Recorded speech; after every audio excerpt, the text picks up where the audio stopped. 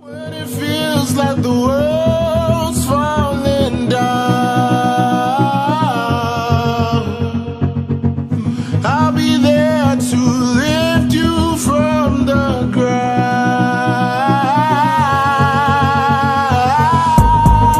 Don't be afraid, just let me in, love me and down. How could I say your pain in the lies and all your secrets? I'll take them all, I'll be your keeper. Let's run away, no need to stay alone now. Hey everybody, it's Marquita and I came here. I watched Miss Honey, Motivational Monday, and Rambling K, and Beautifully Coy. First annual YouTube Spirit Week, and today is Monday, Motivational Monday. I wasn't invited, and I hope that I'm not overstepping my boundaries, but I thought I would invite myself. And I just want to give young people or people in general, young or old, people that could or might have been in my situation, or might be in my situation, or might be in the situation that I used to be in. I wanted to give 3 motivational tips. First, I will tell the little story and then the motivation. The first one is, I grew up single parent. My mom and dad did get married, and still to this day they're married. I'm 34. They got married when I was 1. I have a older sister. She's 3.5 years older than me, almost 4 years older than me. And so yeah, my mama raised me and my sister by herself. I mean, she had boyfriends in and out, but basically she was a single parent. I think my daddy left when I was 4. So about 30, or not 30 years. I'm 34, sorry.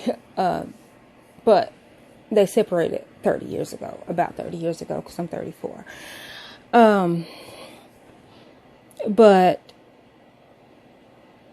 the one thing, and I don't even know if this is motivational, like y'all probably don't know that my mother, and if y'all know my mama, y'all be like, she's being nice. My mother is an alcoholic. As long as I can remember, probably before I was born. My mama is a mean drunk.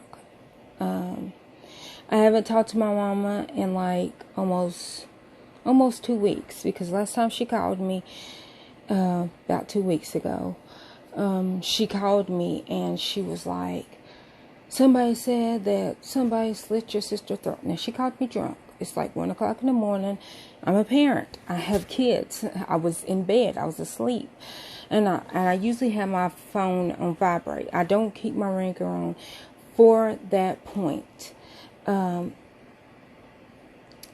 that she don't call me in the middle of the night. And, I will never forgive myself about a couple of, well, it's been some years ago. It's been like 9 years ago. I didn't have my ringer on, and I missed, in my opinion, a very important call. Sorry. I missed a very important call from my best friend, my sister, Shandy. She called and she was like, girl, mom's in the hospital, because I call her mom. And she's like, mom's in the hospital. And then I hear in the background, mom's like, girl, get your booty over here. And she's like, oh, mom's about to go into surgery. Well, the night before, I had my ringer on, and my mom called me drunk. So I missed that call. And, so Mom was like, girl, get your booty over here.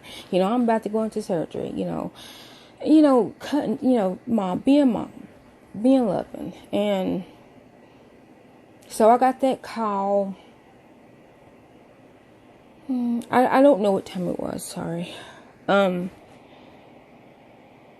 the time I got that call, she was already in surgery, out of surgery.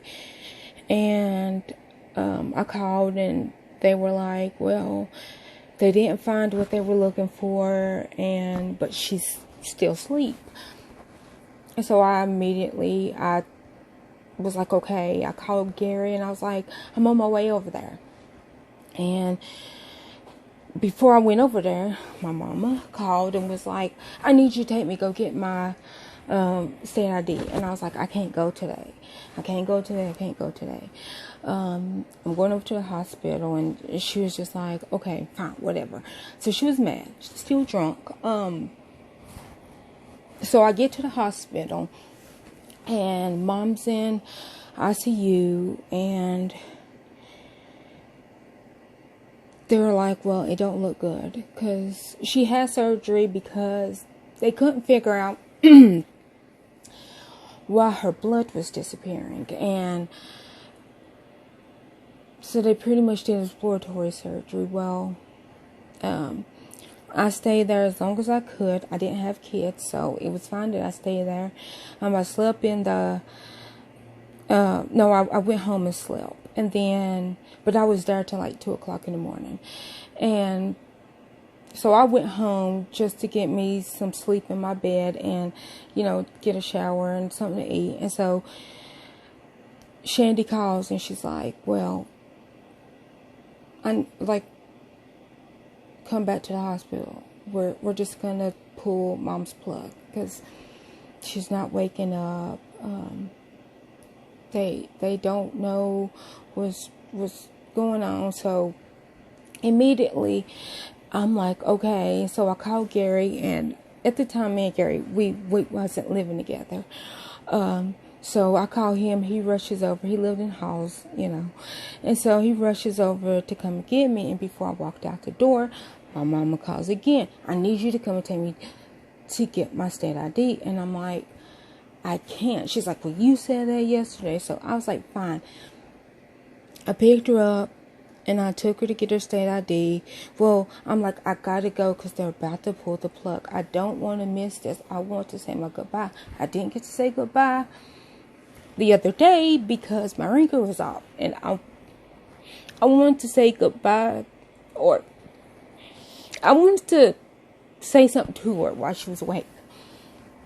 And so I told my mama, she's like, well, she's not your mama, I'm your. So I was just like, you know what, whatever. Hurry up and get your state ID so I could drop it back at home, so I could be over here. Well, we end up, I made it over to the hospital, and, they were like, y'all can come and say y'all goodbye before we pull the plug. And Shandy's like, I can't be in there when they do, I can't. So I was like, can I please stay? And Angel was like, I'm going to stay. And she's like, Brianna, I don't want you in here. I don't want you to ever experience this.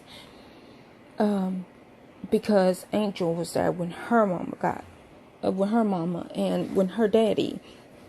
And I wasn't there with Papa, when he, died. But like, I did go to the funeral, and I didn't know Angel's mom. So I was like, please, Angel, can I please stay? And she goes, yes, I don't want to be alone. So I bent down and I kissed Mom, and I was like, I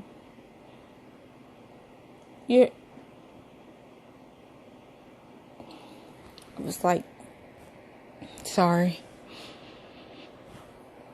I was like, you were the best mother that I knew. Even though I knew it for a short time.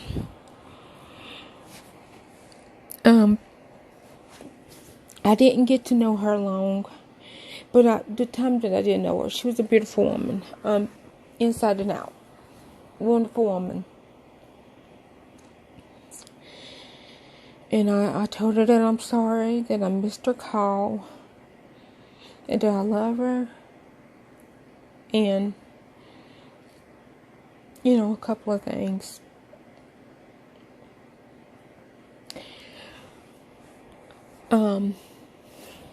And then they came in and they did it, and me and Angel, we held her hand until they called it.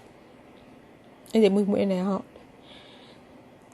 and we told Shandy and Josh and the rest of the family, and of course, we're all crying. And the motivation thing out of that, was that even though I grew up with an alcoholic parent, that don't mean that my life was terrible, that my life wasn't filled with love. I don't even know if that even counts as motivation, but I was raised by a single parent that I guess could not handle being a parent. I don't know. The motivation.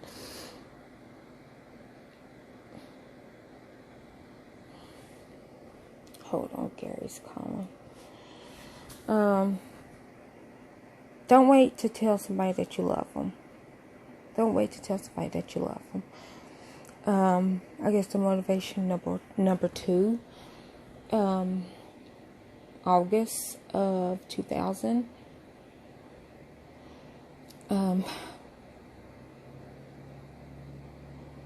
I stayed with Shandy. This is before Mom died. That summer I stayed with Shandy and Mom, which how they lived was like, hold on. Sorry. Hannah had to use the bathroom. Hold on. Second motivational thing that I can think is summer of 2000, August of 2000. I stayed with Shandy that whole summer. Shandy and Mom, they lived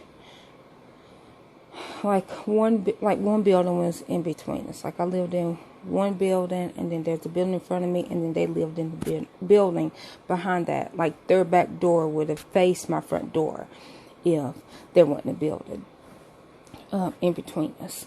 So I spent the whole summer with Shandy that summer at Mom's, and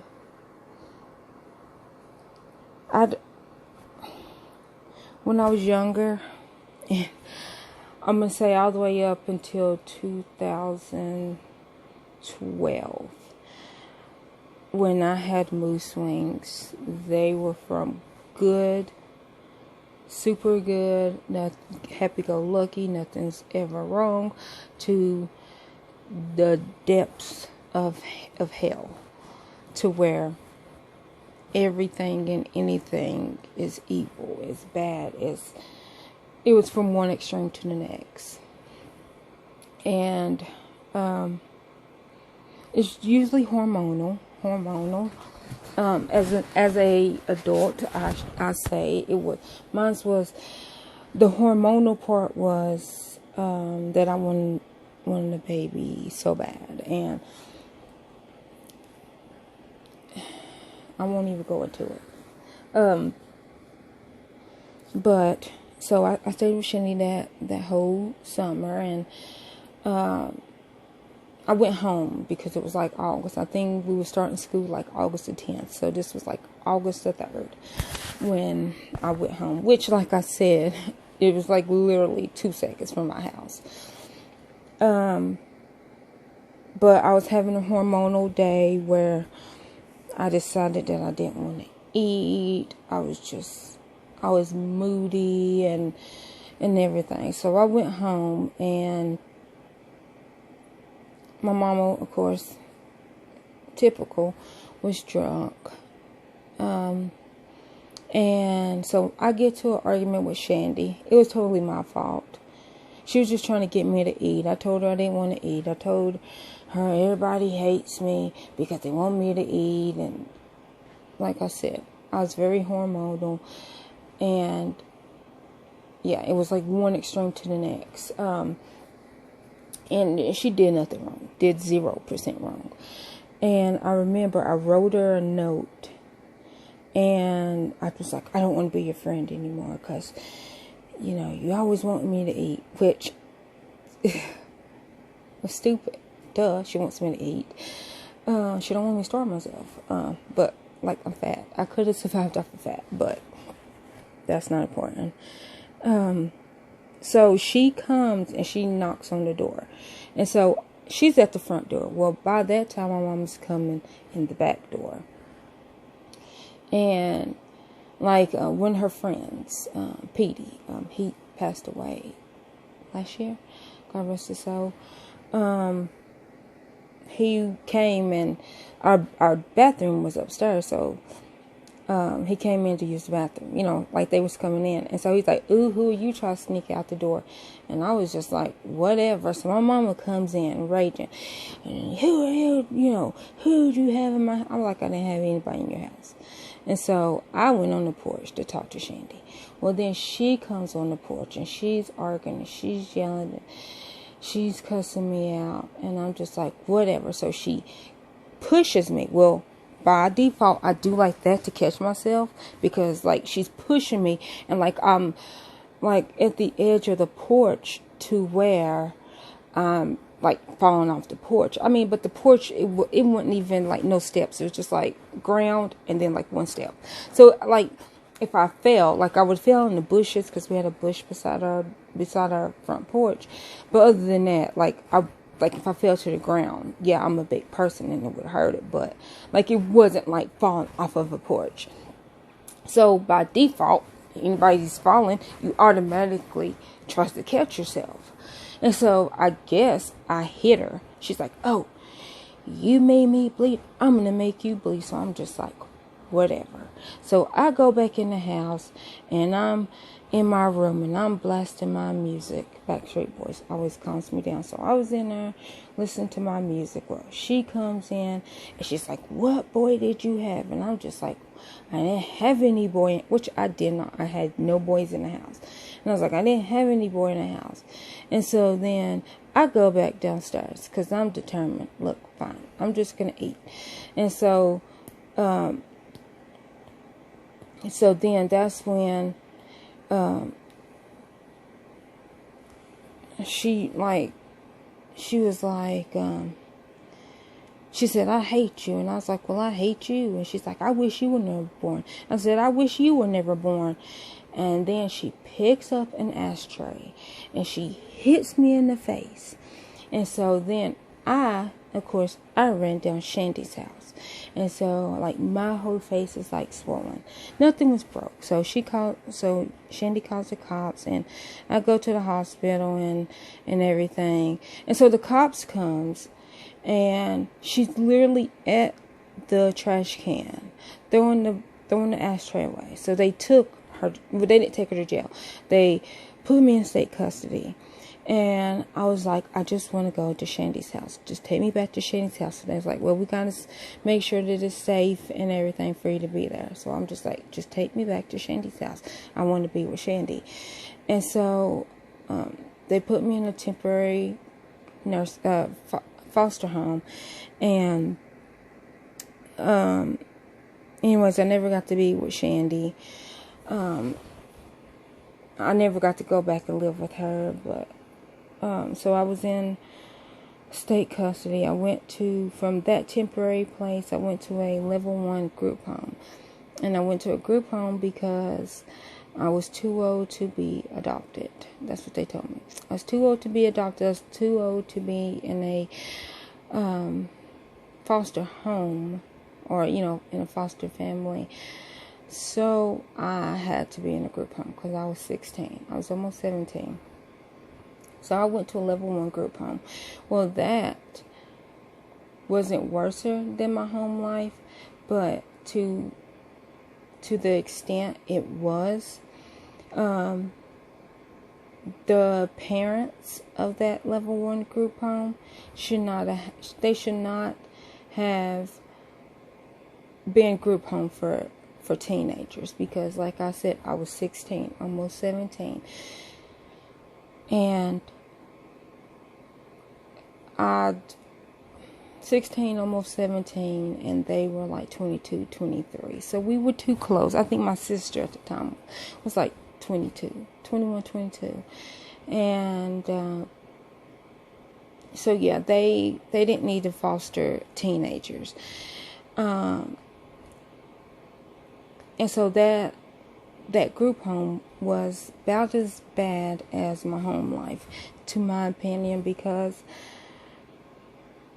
they used to make fun of how I talked. Because I say, and I still say it sometimes, but I say ax, like A-X, like ax, like a, can I ask you something? But I know how to say ask.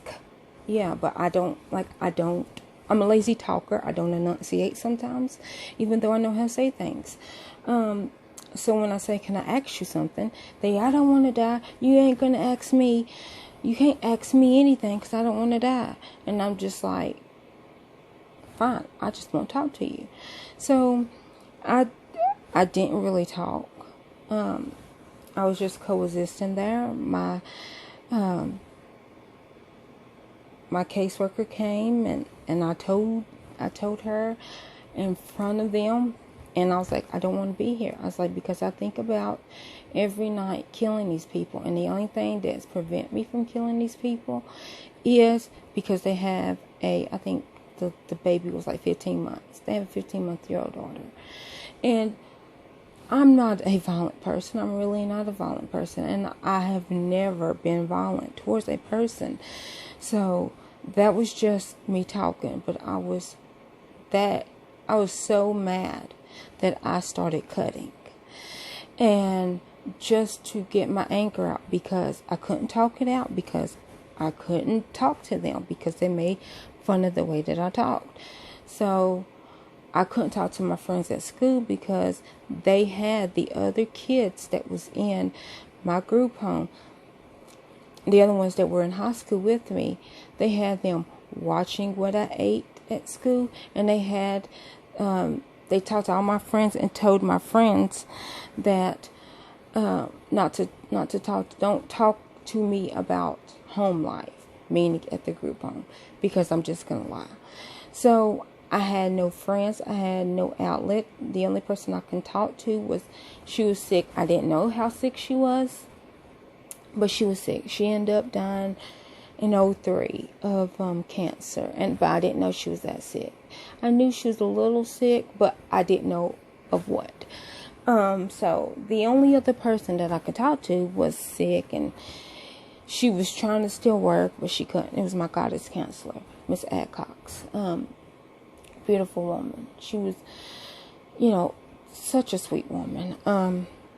So I couldn't talk. So that was my only way of getting the anger out, besides physically hurting somebody.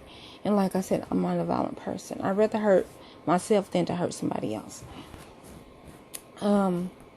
So I remember how they woke me up to leave. She woke me up at 5 o'clock in the morning. I had my birthday party Saturday. I think I told that story about my birthday party. And she woke me up at 5 o'clock in the morning on December the 4th and told me, pack your bags. You're leaving. I'm not street smart. I can't survive on the street. So you wake me up. I'm 17. Now, I haven't aged out of the system by this time. I'm still legally a minor. And so I'm thinking, okay, well, they're putting me out because I said that I wanted to kill them. And so I cried, of course, because I'm not street smart. Not even by a little bit. I'm not street smart, and I'm barely book smart. So that's what I thought. And then, so I'm like, okay, so I pack all my stuff. And then we go to the living room. She goes, oh, well, your caseworker's coming. If she would have said that, pack your stuff, you're leaving, your caseworker's coming to get you, I wouldn't even have cried. I wouldn't even have got upset because that's what I wanted. I wanted to leave there. I wanted to go somewhere else. But I think they wanted to scare me and hurt, because like they've been knowing, like they knew like a week before that. They knew a couple of days before my 17th birthday that I was leaving. And the reason why they didn't tell me, because they said they didn't want me to run. Why would I run and I requested to leave? Like, I'm not a runner. I wanted to go somewhere else. So that's why she said she didn't tell me. But it's ridiculous. So I go to a level 2, and I aged out of the system. I signed myself out at 18. And from there, I left on New Year's. Well, technically it was January the 2nd, because it was in the middle of the night, because I got to an argument with one of the staff members, and I went to a level 2 because it wasn't because I was level 2A. It wasn't because I was a level 2 behavior. It was because I had too many doctor's appointments to go to a level 1. I had too many doctors and too many medicines to go to a level 1. But I wasn't a bad kid. I was at juvenile justice, and I was in state custody, not because I physically did something. It was because something was physically done to me. But so when I left, I was homeless. And so I found somebody that knew where my sister was, that knew where my mama was. So that's how I got back in touch with my mama at 18. So we went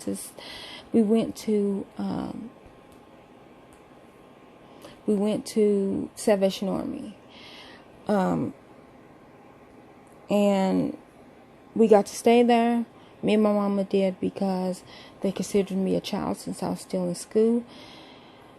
And my mama messed up at the homeless shelter, and she got kicked out. And what they told me was, you got a choice.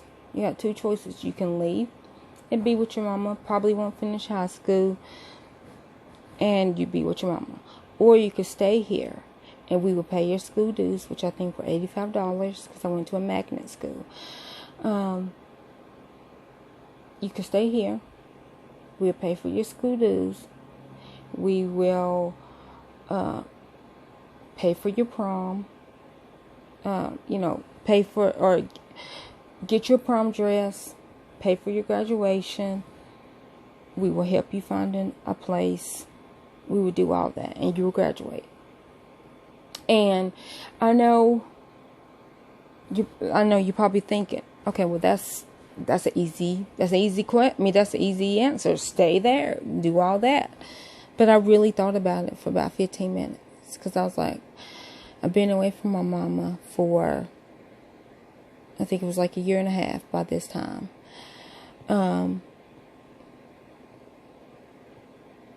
I've been away from my mama for 1.5 years.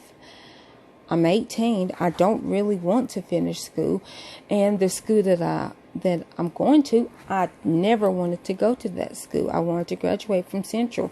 I graduated from Austin East. I never wanted to go to Austin East. So that was my thought. And I really was struggling with that, because I was like, I don't know what to do.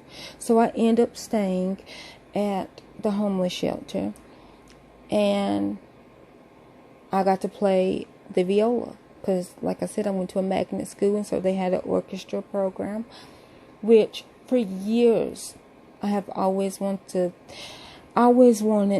things that were out of my price range. I wanted to be a ballerina. I wanted to be an ice skater. I wanted to do gymnastics. I wanted to play the violin. I wanted to do all that. But I was not, I played no sports. Never played a sport. I liked the soccer, but about time that I was able to get on the soccer team, I was like 380 pounds. I couldn't run. I couldn't keep up. So by default, I didn't make the team. And when I wanted to play an instrument, they couldn't find nobody. Like they didn't know of a program. This is in the group home. They didn't know of a program that I could go, because they had one, but this woman was teaching like kids, like elementary kids. And since I was in high school, she was just like, well, I don't have a high school class, and I just think that, the age difference, so I didn't get to be. And plus, I didn't have an instrument. You had to have your own instrument. So I didn't get to play the violin. Well, when I went to Austin East, they had the orchestra program, and I walked in. I wanted to play the violin. Well, because the class only had, it had 5 people in it. And that's counting the teacher. So it's 4 students counting the teacher, which is 5. And everybody in there played the violin. And so he was like, well, I want you to play the viola. He's like, it's like the violin. So I was like, fine. I don't know what that is, but okay. And so when I went in, he taught everybody the class. And of course, he was a violin player, but he was teaching viola. He taught me the viola, which is almost the same string. It's just one string different. I think violin got an E string and viola has a C string.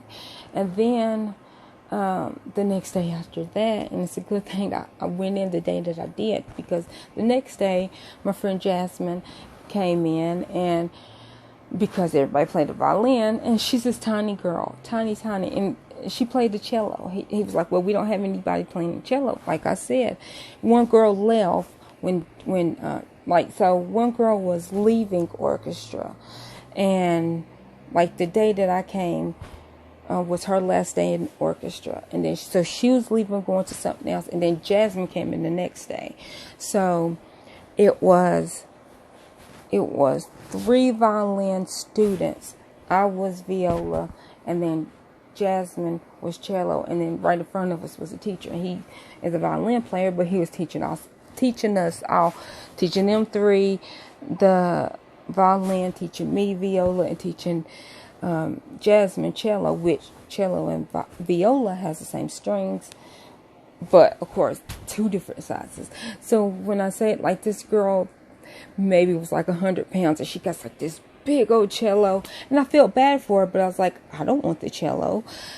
So of course I didn't switch with her, but she handled it though. She handled it, but so I did that, and they paid my school dues. I shaved my head a couple of days before prom, and they bought me a wig, which I shaved my head because my hair was so damaged. But they paid for me to get my head shaved, and they bought me a wig. They paid my school dues, and they bought my cap and gown. They paid for me to get a prom dress made just for me. Like, I still have the dress. Like, let me see if I get it for y'all. I still have the prom dress. Hold on, because I was just showing the girls. Now, yes, this dress is big. Because I was a big girl. It's a little dirty. And my graduating year was baby blue, and I liked it blue. I still like blue. Hold on, let me try to hang it up here. Sorry. Crap. Okay, hold on, let me try putting this down. Hold on. There it is. That's little rhinestones, and then dress is long. It's a little dirty, but yeah, so it's handmade just for me. And this is a curtain shear, which it cracks me up. And then, see, you couldn't see through it, but yeah. Handmade just for me. Oh, well, so it was handmade just for me. My phone's upside down. Hold on. So yeah, they did that. And I graduated. And my motivation for that is, even if you're homeless, even if you feel like life is horrible for you, something good will come out of it. And when I feel like good came out of my situation, me being in state custody, me being homeless, I graduated high school. When I was set on January the 2nd, when I left that group home in the middle of the night, I was like, I'm not going to graduate. I'm 18. I don't have to go back to school. But then, May the 18th, 2002, when I walked across stage, I cried because I told my mom, I was like, the only thing that I ever wanted from you is for you to see me graduate. And when I walked out, of course, it's like a lot of people, that maybe it's like 200 people. And I didn't see my mama. But of course, she was in the stands. She seen when I walked out, but I was crying because I was like, this is the only thing I ever asked her for. It's for her to see me graduate. She was there. She seen me. I didn't know she seen me, but she did. And then I found her afterwards. But it felt good walking across stage. And she's like, you're the first one, between her and my sister and myself, I was the first one that graduated high school. She dropped out, had my sister at 17. My sister dropped out, had my nephew at 17. And I actually graduated from high school. So even if you're homeless, my thing is, you can still do it. You can still do it. My third and maybe final, I don't know, this is a long video, I'm sorry, motivation, it's like I said, from when I was 10, I was like, my sister had this friend, and we went to pick my sister up one day, and we picked her up, and her house was big, and it was beautiful, and it was gorgeous. And I walked in her house, and her daddy was a single parent. I think her mama might have died or something. I'm not for sure. Don't quote me on that. But her daddy was raising this girl, and I was like, oh my gosh, your house, it's so big, it's so beautiful. And he was like, thank you. He's like, I'm an accountant for TVA. And I'm like, oh, I want to be an accountant. I want to be an accountant. I want to be an accountant. And then when I got 17, when I was in 11th grade, well, I think it was beginning of my 12th grade year. No, it was 11th grade. It was like end of my 11th grade year. I found out what a midwife was, because the group home I was in was for pregnant girls. And I have always said, when I get 18, I'm going to go and get married. I'm going to be an accountant. And I'm going to be married. I'm going to have 3 kids by 21. I planned my life out at 10.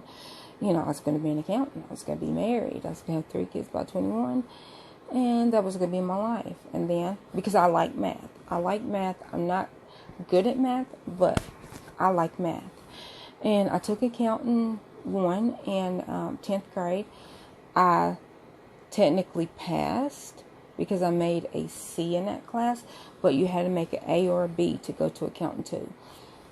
And to me, that's good, because C is a passing grade. And especially, I was in resource math. I think I was like in pre-algebra in 10th grade. And so, to me, that's like really good, where you needed probably like Algebra 1, Algebra 2 math skills. And I got to be in that class. And I'm glad I did, because I very, very, very much enjoyed it.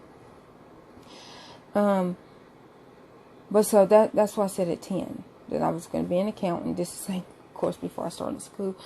And I was going to get married at 18, had 3 kids by 21. Then 17 came, and end of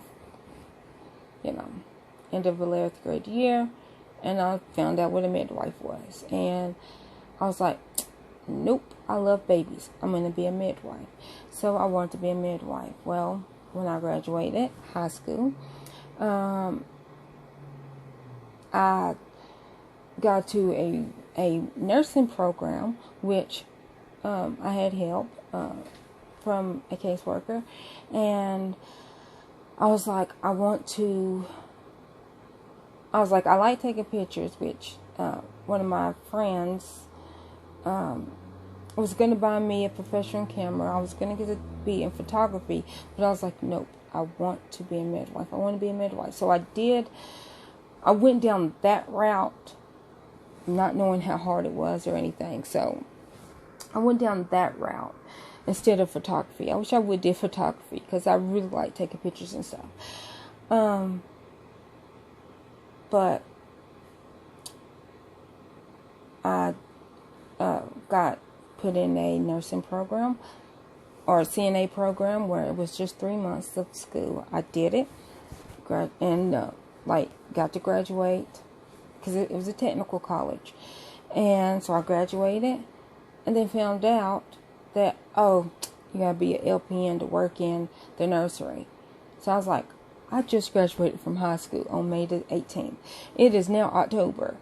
So I literally been in school all my life. Then this is October 2002, because I went straight into college. August of 2002.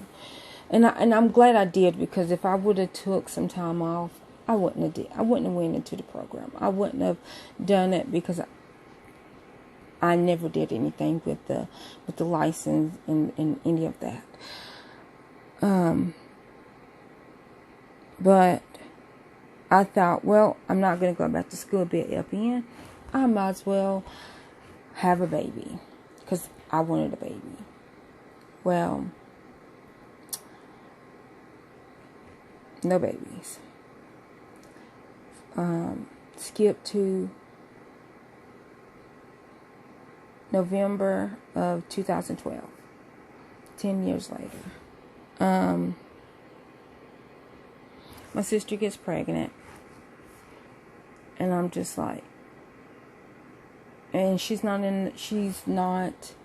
wasn't in, is still not in a place to take care of a child. And I was just like, please, can I please raise this baby, help you raise it? And she pretty much said yeah. And the funny story about it is, I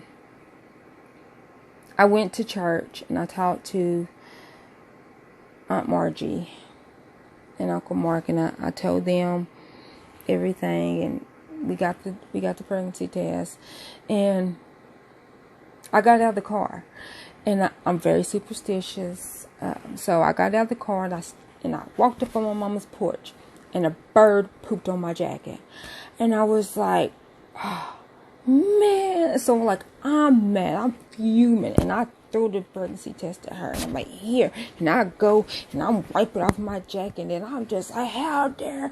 And my mom's like, that's good luck. And I'm like, yeah. I was like, why did it have to poop on me? And so she took the test, and of course she was pregnant, which we knew that, because she was like, this was almost like a month when she was like, okay, well, I haven't had my period in a month. And so we took the test. It immediately was, 2 lines, and then, so we knew she was pregnant. And so I was like, so, I then had the talk with her again, and she calls the dad, the bio, and he was just like, oh, well, congratulations, and hangs up. Anyhow. So then I'm like sitting down and I'm talking to her, and I walk out the door to leave because like I'm there for like an hour. Go out the door to leave, and another bird poops on me, and I'm just like, really?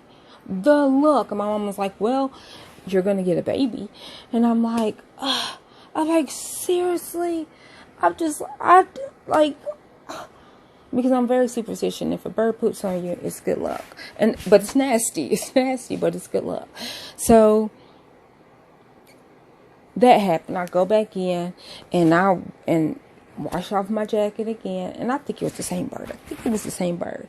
And so I leave. This time I got newspaper over my head. I'm like, a third one is not going to get me. And so like I leave. And 9 months later, we went to the doctor. She got her first ultrasound and found out I got 2 little bunkins. So yes, I laugh now. At the time it wasn't funny, but I got pooped on twice, and I have twins. So each poop was a baby. But they came at a time that I needed them. And I know you're not supposed to have a child to make you happy. But I always said, I'm not living past 25. I'm not living past 25. 25 came, and I was like, okay, if I don't have a baby by 30, like God knew that I was going to find the nearest cliff, and I was going to do it. I was determined. I don't want to have kids in my 30s. I feel like I would be too old. Not that 30 is old, but I just didn't see myself having a baby at 30. And I turned 30 November the 29th, 2013. And my babies were born June the 28th, 2013. So I feel like God sent them to me because He knew she's serious this time. And they probably needed to come at that time. They really did. And, they come when God sends them. When you get blessings when you need them. And I felt like He knew I needed them. He knew I needed them. So I guess the motivation of that is never give up. Because God will send you what you need when you need it. And I felt like I needed them. Which, like I said, I have not had a hollow day since 2012. Since I found out she was pregnant. Since she promised me. And I know that's not healthy, but I love my girls more than life itself. And I tell people, I'm not alive for myself. I'm alive for them. They have made it possible for me to be what I felt like I was born to be, which is a mother. I felt like my life has not started. Did not start until June the 28th. Until Hannah came out and I held her. And, my sister, of course, was holding her.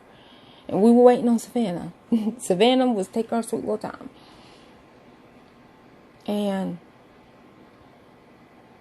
then when my sister almost hemorrhaged to death, they was like, give her a kiss, let her kiss the baby, you gotta leave. Because we was in the OR, and because Hannah is an hour 30 minutes. Well, she's an hour 36 minutes older than Savannah, but probably about an hour 30 minutes after. Like, we're sitting there playing with Hannah, we're holding Hannah, we're kissing her. The nurse is checking her out and all that. Not knowing that my sister is extremely anemic. Extremely anemic. They had to do an emergency C-section. But she already signed the papers to get her tubes tied. So her tubes are tied. But they had to emergency deliver Savannah. They brought her out as soon as she was born. She was awake, looking around, being Vanna. But yeah, so. But ever since my babies were born, I've been happy. I had the high low days as an adult because I was like, and it was monthly, because it was like I started my monthly, so I'm not pregnant. I started my monthly, I'm not pregnant. Started my monthly, I'm not pregnant. And until I held my babies, my life didn't change. Until I held them in my hand. Until I knew until I knew my sister was pregnant. And when she told me yes, I didn't believe it until I literally brought them home. Even though we spent a lot of money because we bought everything 3 days before they were born. Because one, we didn't know what the baby was, and turned out babies, plural. My babies never had prenatal. Well, they had prenatal 2 days before they were born, and they're healthy as they could be. And I had them ever since. I brought them home from the hospital, and I've been a mother, and I never been so happy. But hopefully this motivated somebody out there. And like I said, I wasn't asked, but I wanted to do this. And yes, this is a long video, so y'all take care. The girls are back, and I was trying to do this because I don't want to talk about the adoption in front of them, because they don't know. They don't know. And I don't know how I'm going to tell them. I want to wait till they got older, but I might do like Kim Whitley, when she told her son. It was the day before he started school, and she didn't want no kids to tell them. She wanted him to know from her. And he didn't look at her any different. And hopefully they don't look at me any different. But I will let y'all know when that time comes. Not today. But y'all take care. Bye.